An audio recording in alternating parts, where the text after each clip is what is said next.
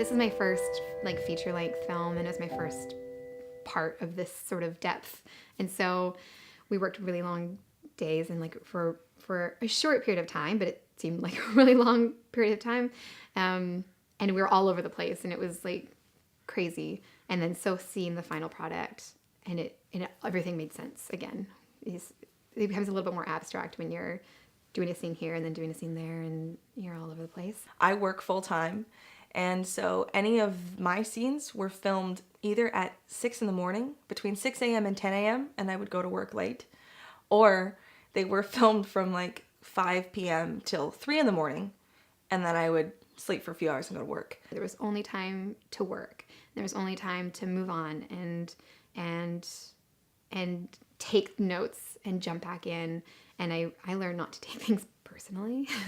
So that was really helpful for me. But yeah, it just generally, I mean, it was like acting school in one, 2-week period of time. I just learned everything that I could want to know, I imagine. Of course, I worked with quite a few of the SFU people who were working on the film before, and they're always great to work with, very positive, very, committed to the project, and so it's always a joy to work on those sets. It was a very minimal crew on set that day, so it was a very peaceful shoot, except for when Taylor and I got into the coffee, but we'll talk about that later.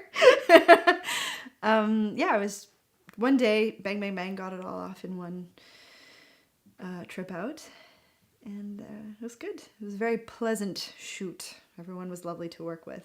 It was very fun just to see people take on something that was definitely like just an achievement. Like it was, hey, we're going to make a feature film. We're going to make it in 2 weeks. Here's going to be our insane shooting schedule.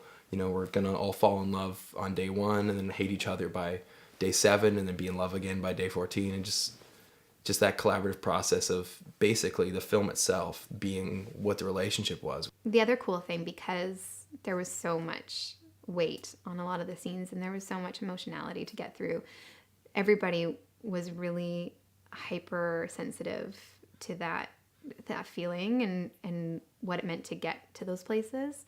And so there was a great deal of respect. And Brendan was really, he's like an actor's director. He was so attentive to us, and he would come and check in, and me and Zach would check in with each other because we were always filming together.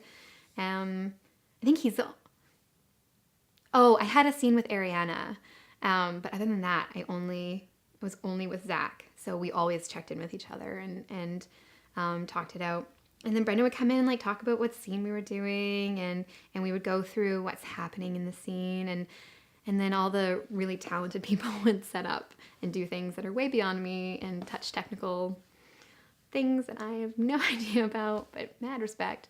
And then we would just come in and do the scene, and Brendan made us dinner, or Daniel made us dinner every day, a lot of times, and it was great because we were all stuck in this house, which sounds negative when you say stuck in a house, but we were all in this house, which was Brendan's place, but it was mine and Zach's house.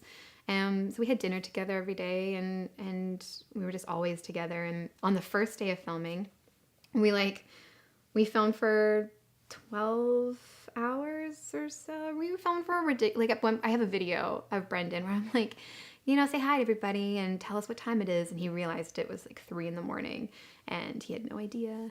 And we all just slept in the house and then got up again at like 7 or something in the morning and started shooting again for another really long day, which sounds insane, but when you're so passionate, and everybody on set was super passionate, it's just joyous to put yourself into something like that so deeply and so committedly. Yeah. So